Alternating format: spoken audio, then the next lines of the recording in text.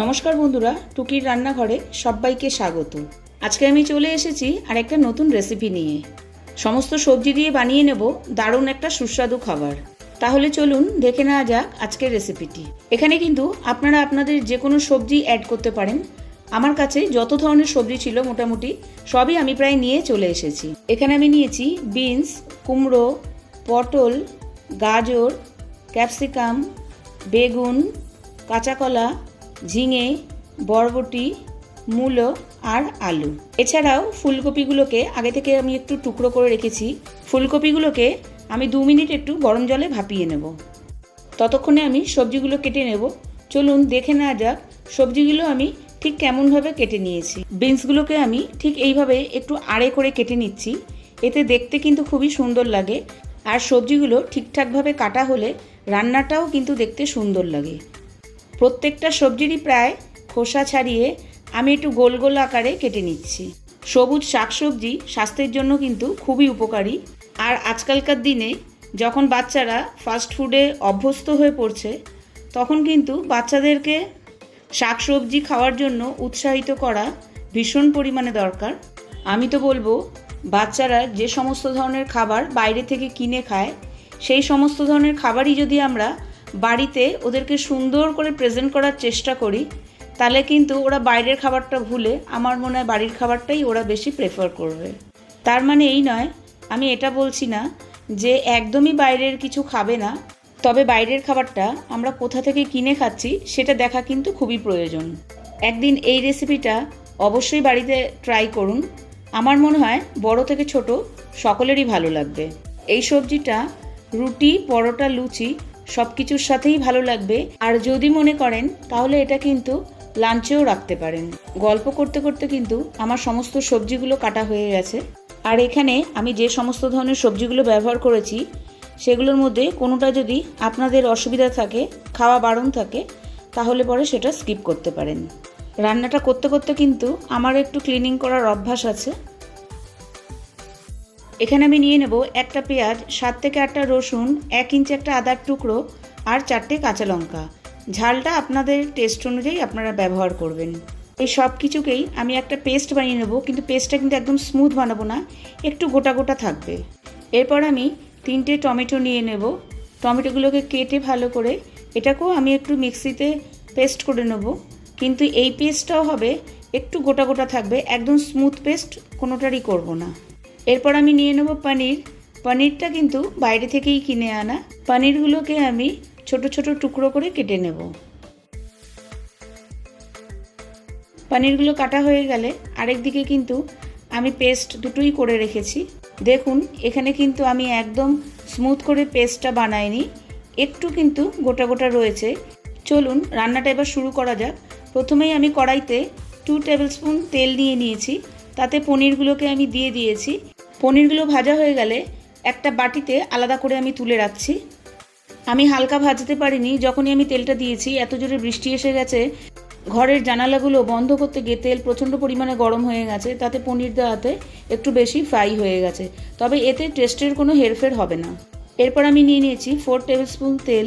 এবার একে একে আমি সবজিগুলোকে ভেজে নেব। প্রথমেই আমি দিয়ে দিয়েছি গাজর, কেন গাজরটা একটু শক্ত সেই জন্য একটু প্রথমে দিয়েছি। তারপর দিয়ে দিয়েছি আমি আলু, এরপরে আমি মূলো দিয়ে দিয়েছি। তারপর একে একে সমস্ত নরম সবজিগুলো আমি দিয়ে দিয়েছি। এই সময় গ্যাসের ফ্লেমটাকে আমি একটু মিডিয়ামে রেখেছি।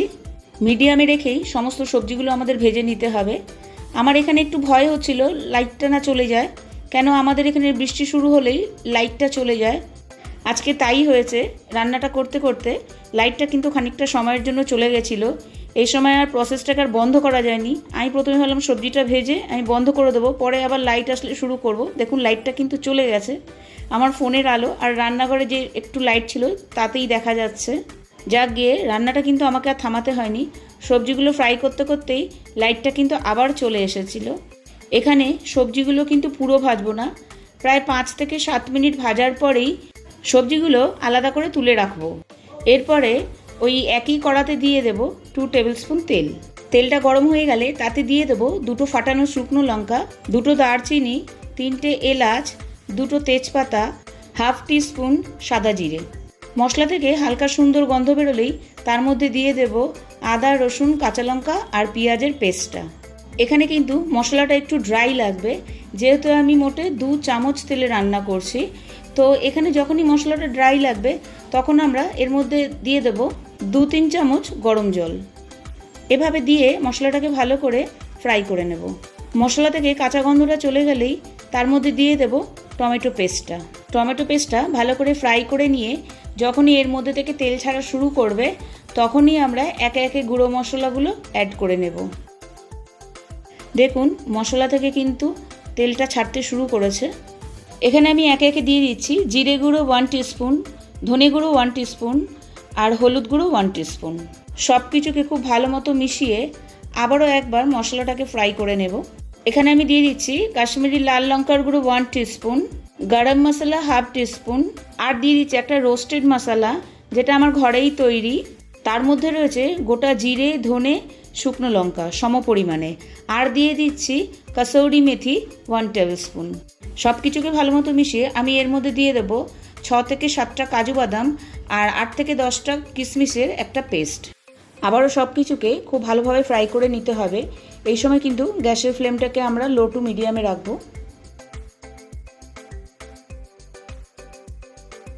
মশলাটা ফ্রাই করা হয়ে গেলে তেল ছেড়ে আসলে এর মধ্যে এবার আমরা সবজিগুলোকে অ্যাড করে দেবো, সাথে পনিরগুলোকেও কিন্তু আমরা অ্যাড করে দেবো।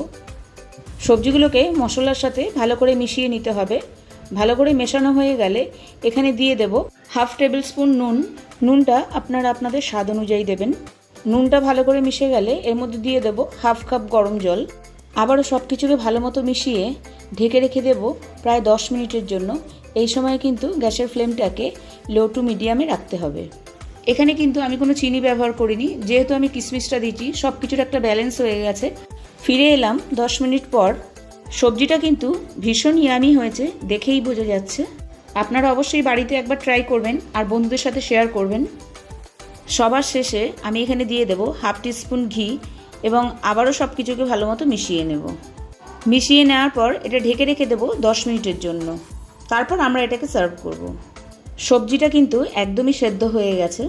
আপনারা চাইলে এর উপরে ধনেপাতা দিয়েও সার্ভ করতে পারেন।